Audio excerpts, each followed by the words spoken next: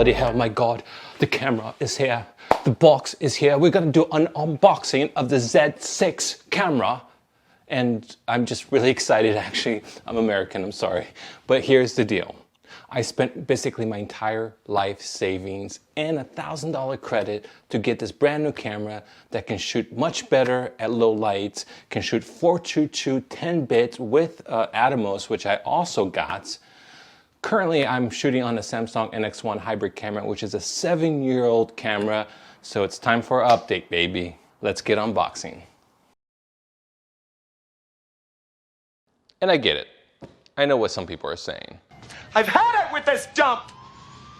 We got no food, we got no jobs, our pets' heads are falling off! It wasn't just my entire life savings. I spent my life savings on an investment because I do work with film, and I've basically had the same camera for 7 years, a camera that doesn't really have great dynamic range, a camera that doesn't really shoot in the dark.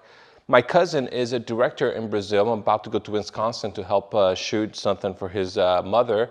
I just came back from New Hampshire. I was shooting a promo for a channel called We Are Change. Maybe some of you might know about it. And it's like, hey, I gotta up my game. I gotta get equipment. And some of you might be like, well, why don't you just get like the Panasonic S5? And I was like, yeah, you know, that's right. The Panasonic S5 would have been a little bit more portable. Maybe it would have been easier for photojournalism, which is something that I'm trying to get into. But then I thought, okay, wait a second. I don't like the S5.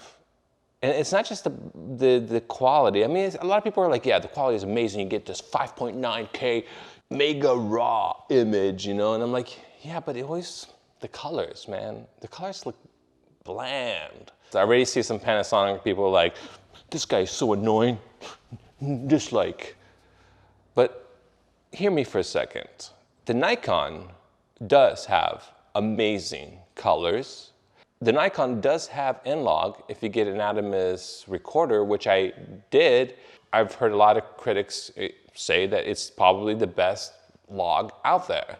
I know people like V-Log because they're used to color grading, but I was a colorist for the internationally distributed film You Can't Kill Stephen King in 2012. So I have color corrected feature films, so why not get the best log that is out there that I can potentially use?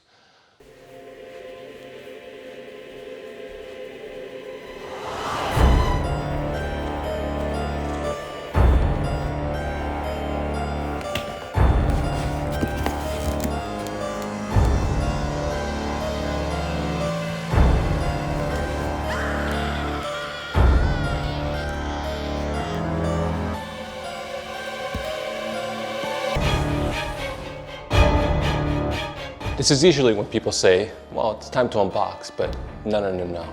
We're gonna kill the box. Wait, can I return that like that? Okay, so I'm gonna be honest, this is my first camera unboxing, so I have no idea what to expect here.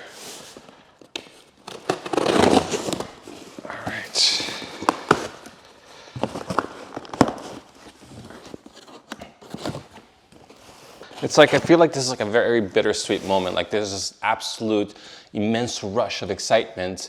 And then there's this absolute depression that my entire life savings has just gone down the drain.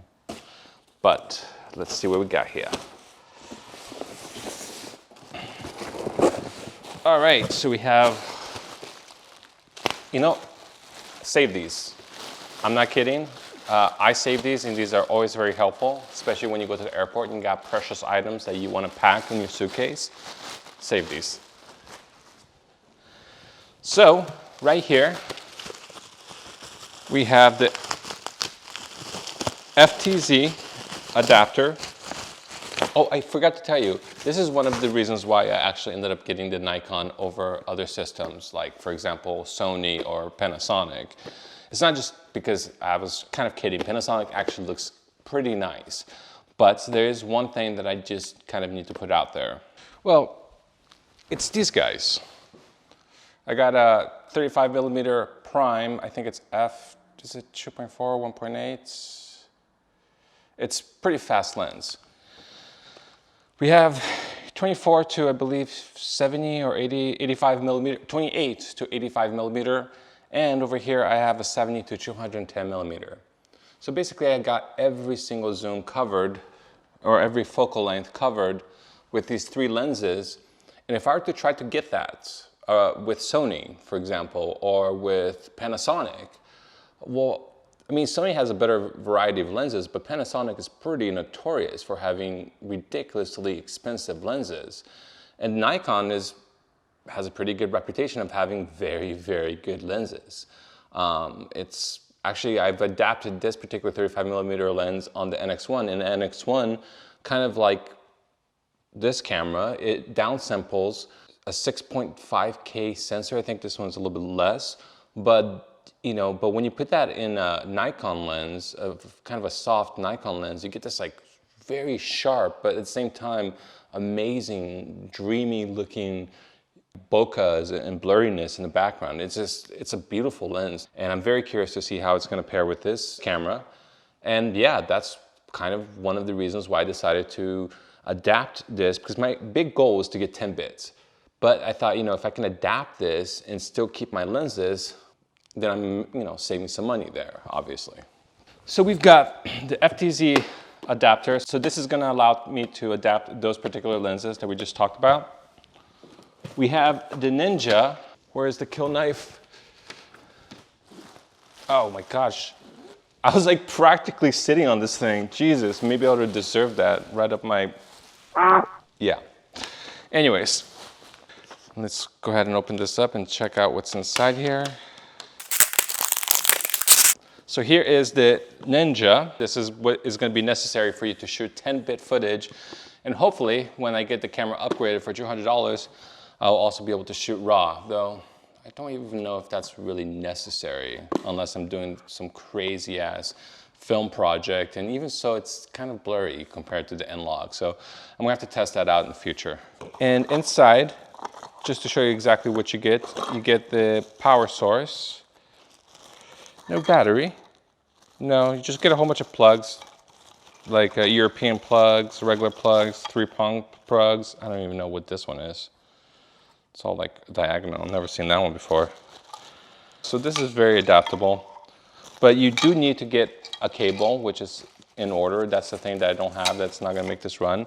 And you also need to get some batteries. Here is the caddy. So in conclusion, if you wanna get a Ninja, make sure you get a cable, HDMI regular cable, or if it's a HDMI mini, find out which one is the right one for you, for your needs, your camera needs. This is kind of bare bones, and it's not gonna come with all your needs. I think most professional filmmaking kits are like that. So you kind of have to be aware of what is in there and what is not. All right, put that one aside. So I bought an extra battery for the Sony, which is right over here. Last but not least, we got the Z6 II. Is this opened? This better not be refurbished. I'll be so angry. Because this came from B&H. If B&H gave me some kind of refurbished open box camera, like that's some bullshit. It's weird, right? Like, why would a camera not have any kind of tape, and why would it like be all scruffed up and everything? Okay, so the camera includes looks like a battery adapter, USB-C to regular USB cable, a strap, a battery, which we already have a battery. What the hell is this? I don't know, some kind of clip, because honestly I have no idea what this is. Wall adapter for the battery. And of course, the camera. All right, so all in all, let's see. It feels all right, not too bad.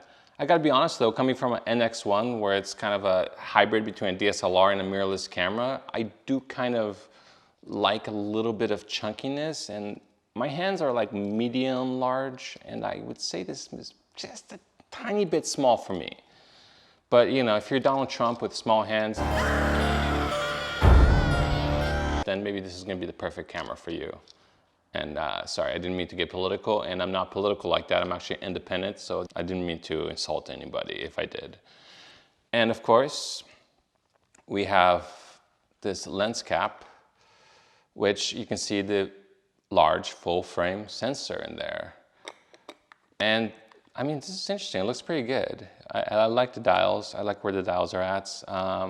Like I said, I wish the handle was a little bit larger, a little bit more bulky for my taste. I kind of like the feeling of the NX1 better.